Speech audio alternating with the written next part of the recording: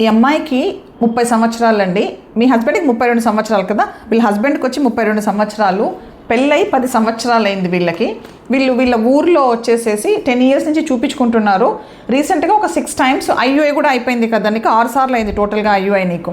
6 times IUI అయింది ఈ అమ్మాయికి.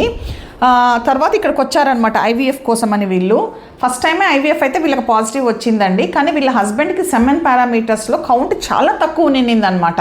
ఆల్రెడీ వీళ్ళకి మీ ఊర్లో కూడా మీరు చెప్పారు, కానీ నువ్వు వినలేదు అక్కడ. మీ ఊర్లో చెప్పినప్పుడు మాట్లాడువే, నీవే కనిపించవు అక్కడ. వాళ్ళ ఊర్లో కూడా చెప్పారనమాట అమ్మాయికి, కానీ వాళ్ళు వినలేదు. అంటే న్యాచురల్గానే మేము ట్రై చేస్తాం, IUI చాలు మాకు, అంత డబ్బులు పెట్టుకోలేమని అన్నారు. ఇప్పుడేమో చూడండి 6 times IUIకి ఖర్చు అయింది, టైం వేస్ట్ అయింది, మనీ వేస్ట్ అయింది.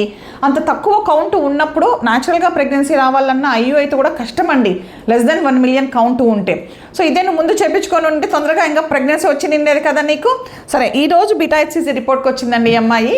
బీటా HCG వచ్చి 1541 ఉంది. కంగ్రాచులేషన్స్ రా.